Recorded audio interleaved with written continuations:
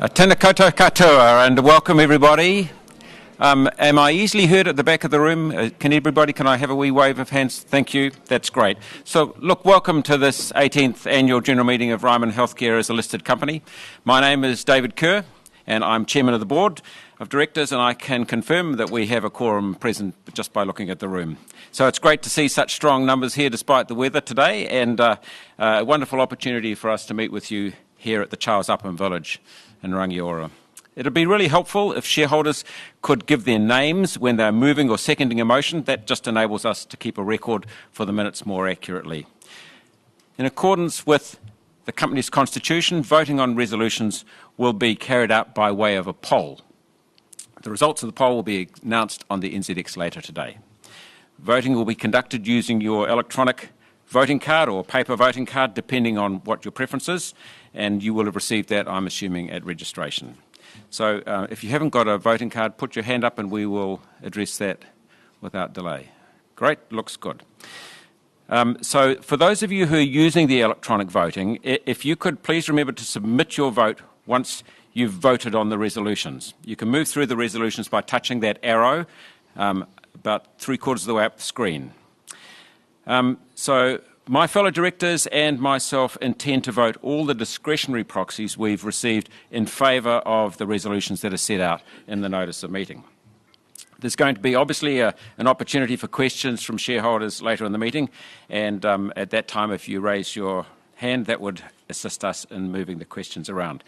If you have a question, it would be much appreciated if you could just wait until we brought you a microphone. That would mean that everybody in the room could hear the question, and also mean that people who are watching on the live stream can also hear. If you're a member of the media or not a shareholder, please talk to us after the meeting. We intend to be around to mill around and have informal discussion with you. This is maybe a good time for me to confirm that it's this company's intention to continue to have annual general meetings like this. We think that it's really important for you, the shareholders, to be able to watch us, listen to us, relate to us in the flesh, as it were, and so we're committed to face-to-face annual general meetings as well as the electronic version. Just before we get into the more formal part of the meeting, I think it might be helpful if I did an introduction of the directors, for those of you who don't know all the people at the table here. So starting at the far end, we have Kevin Hickman. So Kevin co-founded the company in 1984, and he was joint managing director from that time until we floated the company, and then for a short period afterwards. And then from 2002 to 2006, he was the sole managing director, and Kevin's got real wide experience as a director and manager of a number of different companies in the private sector, including retail and manufacturing and telecommunications, and obviously his family trust is a very significant shareholder in the company. Kevin was recently made an officer of the New Zealand Order of Merit for his services to sport and aged care, and to the table he brings that original vision and he keeps us constantly aware of the values and principles that underpinned the company when it was first formed. Next along this way we have Jo Appleyard. So Jo is a partner at Chapman Tripp, and she's a particularly skilled advocate and litigator. She specialises in commercial, employment and resource management law, and you can imagine those are particularly relevant for us. Her skills are sought after by all the major corporates in this country, and she's got wide experience in civil disputes, acting on a number of different commercial issues. She joined the board about 8 years ago. I think that's right, isn't it, Jo? And while she obviously doesn't provide advice to the company, I can tell you that her skills are very evident at the board table, where she's an active, valued contributor. And then I'm just going to miss out these two gentlemen for a moment. To my left, we have Warren Bell. So Warren is an experienced public and private company director. A good many years ago, he was an audit partner with Deloitte, but he's currently the chairman of Hallenstein Glasson, who operate both here in New Zealand and in Australia. And he's also chair of St George's Hospital, the largest private hospital in the South Island, and is the director of a number of private companies. Warren joined the board in 2011, and he's chairman of our Audit and Finance Risk Committee, along with being the deputy chairman. And then next along we have George Savides. George lives in Melbourne. George has got 20 years experience in the Australian healthcare industry. He was for 14 years the managing director of Medibank, which is Australia's largest health insurer, and that means that he's got great knowledge and wide knowledge of systems and structures that underpin the Australian healthcare environment, and of course extremely good connections with the relevant people. He's chairman also of World Vision Australia and the King's Group and Vision Developments Holdings, and he's a fellow of the Australian Institute of Directors. He chairs our Clinical Governance Committee, and he's been a devoted, committed director since joining us a few years ago. And then at the end of the table is Claire Higgins. Claire is also a professional director, and she has got extensive board experience and management experience in both Australia and New Zealand. She's had experience in senior management roles with BHP and One Steel, and she's chair of the REI superannuation company in Australia. With her BHP and One Steel experience, you can imagine she's got a great feel for health and safety, and so Claire is the chair of our Health and Safety Committee. She's also director of Vital Healthcare, an NZX-listed company which has been very successful, operates a number of healthcare and medical-related properties. And then, of course, we have Chief Executive, Gordy McLeod, whom I'll talk about in a moment, and Dave Bennett, our Chief Financial Officer, who'll be introduced by Gordy shortly. So, look, as I say, a big welcome to you, but I see sitting in the second row from the front, Sid Ashton. Sid, a special welcome to you. Sid was one of our founding directors, and in fact, he was a director before the company was ever floated, and like Kevin, I would say his DNA is woven through this company intimately.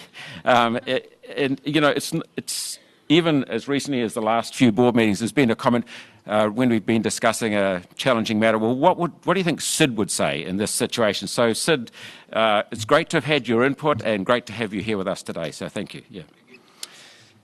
So, notice of the meeting has been circulated and will be taken as read, and we'd like to take any apologies. Just going to write them down. So look, I have an apology from Simon Challies, who just advised me this morning that he is unable to join us. Are there any other apologies? No other apologies? Very good. I move that they be accepted. All those in favour, please say aye. Seconded, no. Great. So we have proxies representing over 287 million shares in favour of the resolutions that are part of the notice of meeting. The annual report, this one, and the auditor's report have been circulated to you all, and so it's now maybe an opportunity for me to give you some colour about the company. So look, as I say, it's great to be back in Canterbury. We move our annual general meetings around to enable our shareholders to attend, but it is always nice to be back in one's hometown, so nice to be here. We're really proud of this village. We think it's fabulous, and I'd like to give a special vote to Amy Antman. I can't see Amy from here, but she's our acting village manager, and also a big thanks to the residents for hosting us in their place. This is their place, it's not our place. So we were delighted when the Upham family agreed to let us name it in Charles Upham's honour, and a bit like its namesake, I can tell you the village has been absolutely unstoppable. You can see from the slide here what the building site looked like less than 2 years ago. And if we just have a look at what it looks like today, it's dramatically different. It's sold down much faster than we expected, and we still have demand for townhouses. So we've actually decided to extend the village with an additional stage of land that we'd tucked aside in case. We certainly weren't thinking the demand would be as high as it has been. And this is really, in part, a consequence of the great efforts that our staff at this village undertake. Now, just before I talk about the year that's been, I'd just like to introduce several of our management team. The management team, of course, are where the real grunt in a company like this comes from, and I think that it would be really nice for you to be aware of them so you can engage with them in the informal part after the meeting. So the first person is Barbara Rainan Rose. Barb, can you wave your hand for me? She's sitting right at the back. So look, Barbara's been with us for 25 years. She heads our operations team, which looks after more than 10,000 residents. She started out as a nurse manager in Dunedin, and she's risen to the very many challenges that have come along the way since we've grown from those days. And she's still excited about the role. You know, she's excited about the rollout of My Ryman, the new electronic app. She's responsible for all our care standards, for the associated auditing that goes on with the care, for training requirements, and As the company's increased in size, we've found also that the complexity of the healthcare needs of our residents has steadily increased as well. So her role has grown both in size and in complexity, and she does it so well. So well done, Barb, and congratulations on such a contribution. The next person I'd like to identify is Taylor Allison. Is Taylor there? Taylor. Good. Taylor's sitting in the middle of the room. Handsome gentleman. So Taylor is our design manager, and he's worked for 17 years, and he's designed now, I think it's 24 villages. Is that right, Taylor? Yep, 24 villages. So his team are responsible for the look of this village and the feel of the village. And over his tenure, they've developed some really important IP about how to design a village. And the mission that they have given themselves is always to make the next village better than the last village. And I believe they've really achieved that here at Charles Upham. Another senior management person is Andrew Mitchell. I can see Andrew right in the middle there. Andrew, thank you. Andrew is our property guy. He's a property guy through and through, is our Andrew, and he's been responsible for securing all our sites for about 10 years now. So his job's to find these great sites, get them through the planning process, and I reckon he's so persuasive that many of the people who've sold us didn't even know the property was for sale before he contacted them. But, you know, seriously, the consenting process is often tortuous and difficult and energy sapping, but he does it extremely well, and he is a resilient and really a wonderful contributor to this company. There's always a danger I'm going to miss somebody out, but I want to find Debbie McClure. Debbie's right at the back as well. Look, Debbie's probably well known to many of you, but look, Debbie joined Ryman 27 years ago. She's been promoted to Group Sales Manager since 2002, and she's spearheaded our sales in Melbourne. And last year she was appointed Group Sales and Community Relations Manager to recognise the part that she plays in leading the sales team, and also to making sure that the communities that we become integrated with actually want us and embrace us. In the last financial year, Debbie's team completed more than 1,300 sales worth close to $600 million. So that's an amazing performance, isn't it? Just wonderful. Philip Mealings is often a more silent one. Philip, I saw you here. Yep, Philip, great to see Philip. Look, Philip joined Ryman 17 years ago, and he's our property and purchasing manager. As our property portfolio has grown, so has Philip's role increased. He's got a very busy team managing all our buildings, keeping them in tip-top shape for the residents. You can imagine 31 different villages need a pile of maintenance and ongoing improvement to keep them in the sort of state that we want them to be. So Philip is really important, and that's a steadily increasing role. And then, at the risk of sounding last but not least, Dave King. Dave, where are you? Yes, Dave joined us about 4 years ago. Dave is a long career in journalism, former chief reporter and business editor for the Christchurch Press. He's our corporate affairs manager, looks after communications, resident relations, and media relations and publicity. Dave and his family are frequent visitors here at Charles Upham because his mum was one of the first rest home residents at the village. Dave Bennett is going to be introduced by Gordy in just a few moments. And of course, there's Gordy. How could I? Yeah, Gordy's been with us for 11 years, and he took over from Simon at the beginning of this month. You'll hear from him in a moment, but he's effectively had what might be described as an 11-year job interview. We think there's a lot to be said for continuity, and needless to say, we're strong believers in recruitment from within the company rather than outside. As well as being Chief Financial Officer since 2006, in recent years he's been responsible for developing our business plan and assisting strategy, and he's gradually assumed more responsibility to support Simon. So he knows exactly where Ryman is heading and where it's going, and he knows the culture very well. And he's clear about where he wants the company to be going. He's already reorganising and rethinking some of the areas. And following on from our meetings over the last couple of days, I think the board are absolutely delighted with the start that he's made. I'd just like to acknowledge Simon. Simon is not able to be here with us today, but I'd have to say that Ryman thrived under Simon's leadership. He left the company in great shape. He's already had an impressive round of farewell send-offs, but I'd like to voice a vote of thanks really on behalf of the staff, the board, the residents, and of course yourselves, the shareholders, to him. You know, it wouldn't be the success that it is today without his hard work and his vision and his commitment. It's great, yeah, indeed.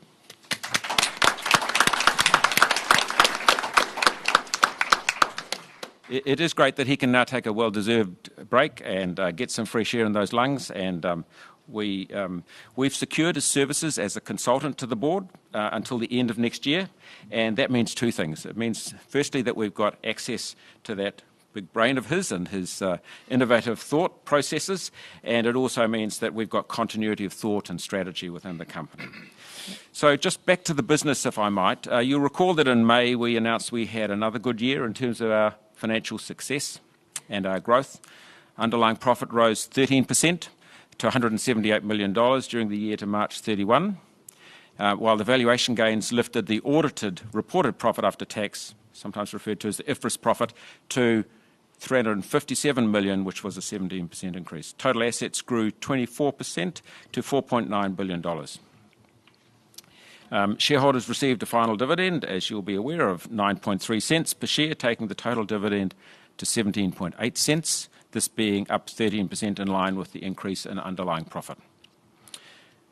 We had strong gains from the resale of occupancy rights, and they really drove the result along. We invested $525 million over the year to meet the demands of the growing older population. We invested in new villages, we lifted our land bank, we existed in existing villages, improving and reconditioning areas. We invested in IT systems, leadership training and other innovations, all really aimed at improving the resident experience and preparing ourselves for this next phase of growth. We made really good progress thanks to growing resident demand for our unique sort of villages, and a strong real estate market assisted us obviously as well. We felt it was a satisfactory result given that we had 4 new villages in the establishment phase during the year and we had no contribution whatsoever from Melbourne. So we were particularly pleased to have received consent to build 3 large new villages, Brandon Park in Melbourne and then Devonport and Lindfield in Auckland. Together they've got an asset value of around $1 billion and when they're completed, and will be home to more than 1,500 residents. During the year, we increased our land bank by about 30%, and we've now got 11 villages in the pipeline across New Zealand and Australia.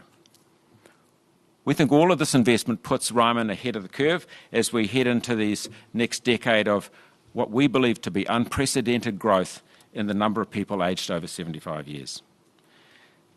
Our established villages had care centre occupancy at 97% at the end of the year, and there were only 32 units of 6,000 independent apartments, townhouses, service departments available. So that's less than 1% of the portfolio were available at year end, which reflects demand, which reflects the resident experience.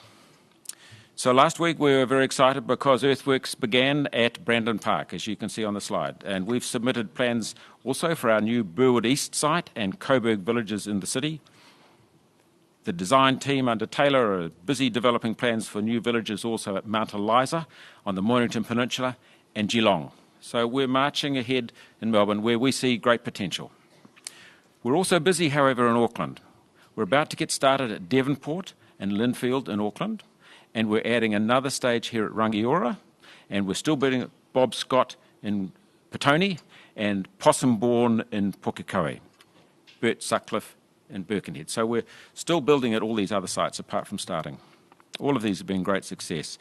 Demand has been really strong, and as I say, occupancy at the care centres running at 97%. So we've had a board meeting over the last couple of days, and I can tell you that the board have looked at the business and we can report that we're trading in line with our expectations at this moment. Investors should, however, be aware that the new sales activity will be heavily weighted towards the back end of the second half, in line with the construction program that we have with our developing villages. This is similar to last year. But I can advise that we're looking at how we might break that cycle because it does cause a little stress. We've made a good start to the year, but we certainly have got a lot of building ahead of us to achieve our targets. And it will all come down to hitting the construction deadlines in those final few months. Also of importance to you is that we extended our bank facility during the year by $125 million to $1.125 billion to provide working capital. This funds the expansion in Melbourne, expansion in Auckland, and to build our land bank.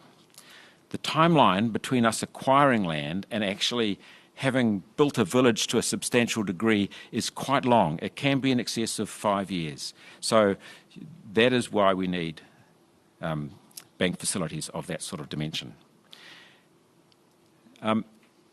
We were delighted really when the government agreed to settle the equal pay case, which we would like to congratulate the unions on the success that they achieved. We're delighted for our caregivers. We're delighted that the government recognised that funding had to increase to address the inequity that existed between caregivers in the community and caregivers in the hospital system, public health system. Our caregivers do a fantastic job, and they look after our residents wonderfully, and I think that the settlement recognises the work that they do. The settlement, we think, will also go a long way towards aiding recruitment and inducing a career path for caregivers. Caregiving is now a much more attractive career choice, I believe. We always do our best to recruit locally, New Zealand residents, but we still think there's going to be a big skills gap in this industry. Our migrant caregiving and nursing staff have long been important to our workforce, and I believe they will continue to be. However, we believe that Immigration New Zealand's proposed policy changes for skilled migrant workers has created uncertainty for many of our employees and for the industry generally. We've had a lot of people working for us who've been here for a long time, and they've told us that they are worried about these changes. So the Ryman leadership team have taken up the cudgels on their behalf and been writing to ministers, meeting with the ministry, meeting with government to try and grandparent these caregivers' skills to ensure that they have a clear pathway to residency. We want their hard work and commitment and skills, and our residents recognise that they have all of those things. They deserve, we believe, special consideration. The aged care industry is expecting a sharp increase in demand as the population rapidly ages. The demand is expected to double in the next 30 years, so coping with this demand will need a mix both of staff resourced locally from New Zealand and also from overseas. Auckland continues to be a very healthy market for us. We see really good prospects up there. We announced recently the acquisition of another site in Lincoln Road, and whilst Auckland is healthy in one sense, resources do remain tight up there because of the high level of construction activity that goes on. We've been lucky in that we've been building in Auckland for some time, and this really means that we've got some momentum. We can keep teams moving from one site to the next site, so that does help us. We're expecting our first residents into the new Green Lane village in the second half, and new stages at Sutcliffe and Birkenhead are progressing. Now, there's a common question that's asked of us, and that is, what if property prices go backwards significantly? And you'd have to say that the Auckland property market has had a good run. But currently, we're not seeing any significant downturn in the prices, but obviously we watch that very closely. And I just observed that during the global financial crisis, house prices dropped approximately 10%, the days to sell doubled, and transactions reduced, I think, by 60%, it was good? Yeah. Yep, by 60%. And we didn't miss a beat during that time. And the reason for that is that moving into a village, such as we build, design and operate, is a needs-based decision. So conditions in the housing market are irrelevant if you have a need. So residents move in regardless of the motivation. It's not a lifestyle choice. And the motivation for an 80-year-old or 90-year-old resident is quite different. So we've been through a number of housing cycles over the 20 years that the company's been a listed company, and we think that fundamentally house prices will continue to track up. It's hard to beat property as an investment. Everyone needs a roof over their heads. So our villages, we think, are very affordable. We have a cushion between the cost of a unit and what the local house prices are, and in fact the affordability in Auckland is actually better than anywhere else in New Zealand because the resident frees up more capital in Auckland than elsewhere. So look, I'd just like to conclude by making a couple of points. Firstly, we had a good year to March 31. We see that continuing with trading in line with our expectations. Secondly, sales will be heavily weighted to the second half, with a busy period in construction and completion at the end of the year to achieve our targets. Thirdly, we're pushing ahead both in Melbourne and in Auckland, and we see continued scope for growth. And finally, I'd just like to thank the whole Ryman family for all the hard work and commitment they've done over the last year. We're going at full stretch to keep up with the demand and all the opportunities that come before us. We're a success because of the superb relationship that exists between our staff and our residents. Our staff constantly impress with their determination to go the extra distance and embrace our residents with both kindness and care. So we also appreciate, though, the support we get from you, our shareholders. We seriously do. Your support and trust is very important to us. We think together we've got an extremely bright future, and so it's now my pleasure to hand over to Gordon, our Chief Executive.